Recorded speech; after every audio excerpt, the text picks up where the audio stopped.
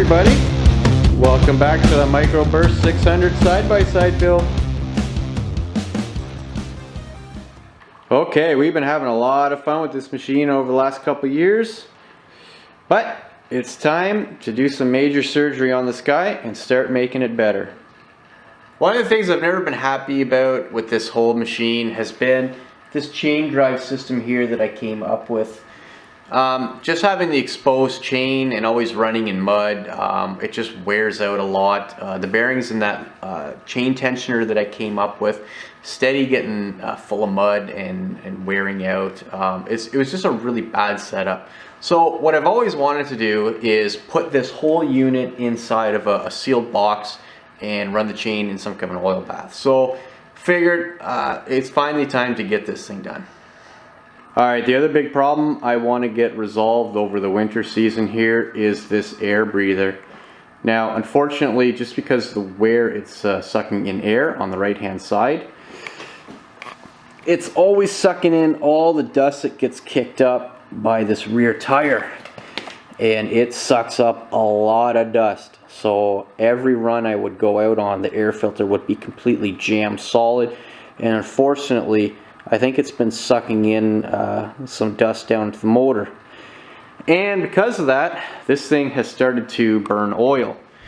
You can see here on the last run we were out on, whenever I hammer down on the gas, this thing would start to blow some blue smoke. And the people behind me were complaining that it was smelling really bad. So I think I've cooked the pistons and rings in this thing. So I'm going to pull it. We're going to take this motor apart as well and just see what kind of damage we have inside of there. Hopefully it's not too bad. Maybe if I'm lucky it's just new pistons and rings, but if it's really bad I might have to send the block out to have rebored. So the motor and the chain box was going to be my winter project. So stay tuned folks, this is going to be a good one. Alright, here's a plan of attack for this box. I need to make some space in here in order for this thing to fit. So first thing I'm going to start with is freeing up some room in here.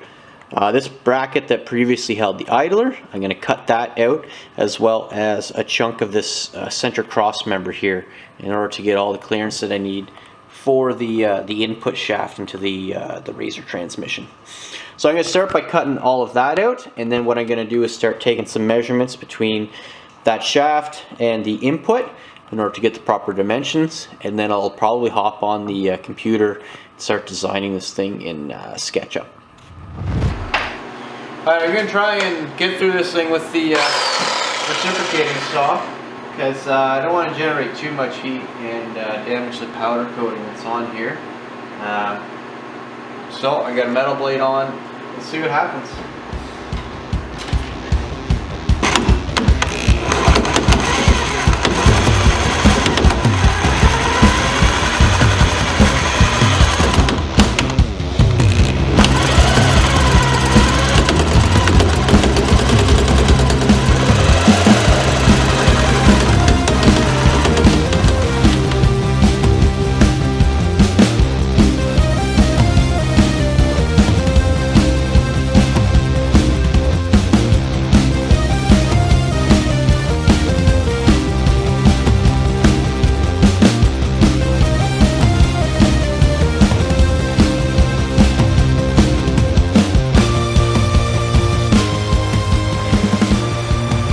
Alright, that piece is gone. Lots of room in there now. Okay, this part's all disassembled now, and I went ahead and ordered some PTO spline shafts from G&G. So I'm just waiting for those guys to come in. Got some bearings and some oil seals coming. It's going to take about a week to get here, so while I'm waiting, I figured I would move back over to the motor here and pull the valve cover off and have the throttle bodies taken off as well. Took a look at the camshaft, and there's no scoring on it, so everything's looking good down in there. Pull the spark plugs. They're kind of fouled up. I don't know if this guy's just been running rich for a while. Hard to say, or maybe it's just the oil I've been burning on.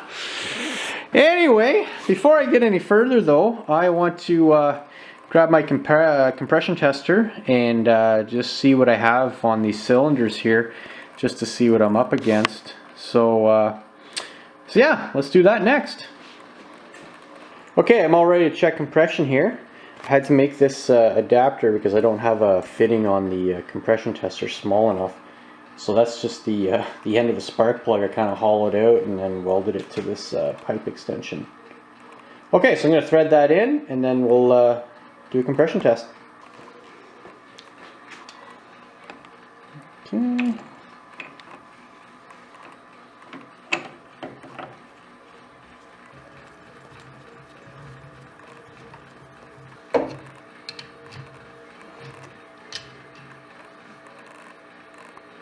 Alright, that's good and snug there now. We got this thing all hooked up. Got my assistant over here. She's going to hit the ignition for me. Alright, let's see what we got here. Okay, crank it.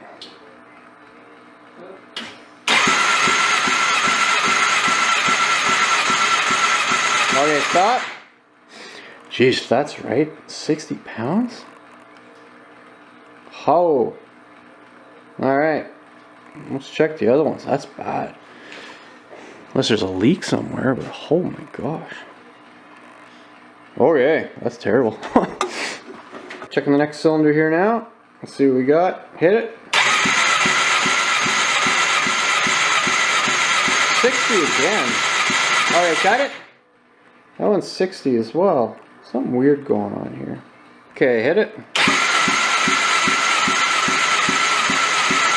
Oh, that's even worse. 50-ish?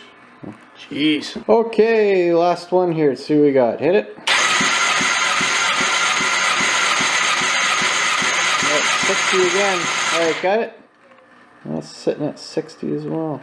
These guys are supposed to be 180 to 200 and something or other. Something going on here. I'm going to see if this gauge is working right. Okay, well I just tested this thing on my snow blower and it's registering 150, so I think it's safe to assume that this gauge is working properly.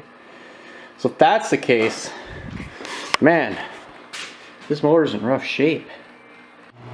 I have the actual Suzuki GSX-R 600 service manual for this guy, and if you take a look here you can see that the compression check is supposed to come in at anywhere between 156 to 216 psi. Lowest limit is 128, and yeah. The only thing in here is that it says have the engine warmed up before testing. I don't know how critical that is, but like I said, this has been burning oil, so I think it's safe to assume that those piston rings are fried. Things are getting serious now, folks.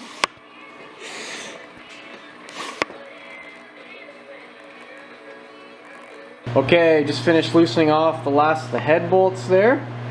So I'm gonna pull this head off right now. I'm gonna see what we got going on in there. Okay, I'm just gonna give it a bit of a tap here. Oh, jeez, there's still a lot of water in there. Oh well, the floor's a mess anyway. This might just wiggle right out.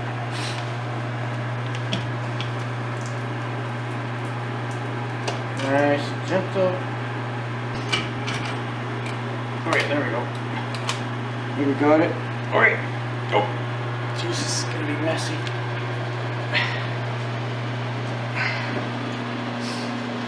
Okay, I'm gonna just kind of flip it up here. Wow, it's gummed up. Really bad. Wow. That cylinder's real bad. Look at the gum in that. That's the one that, which one had the worst compression? Oh, is this one right here had 50. That's cylinder there. Wow, that's a lot of carbon deposits in there. You know, I was pretty good too. I was putting seafoam in this thing, but I don't know. That's really gummed up. Man, oh man. Okay. That's out. So there's a look at the cylinders. And like I said, there is a lot of carbon deposits. I'm gonna get my light in there, see what these cylinders actually look like. It's kind of hard to tell from here. These things are actually a lot bigger than I thought. I always thought 600s were just little teeny tiny like tomato paste cans, but you know, you can see by the size of my hand here that these pistons are actually pretty big. I think the stroke is only like 1.5 inches or 1.25 inches or something like that, so it's not a very long stroke. I guess that's why they can rev them so high. Alright.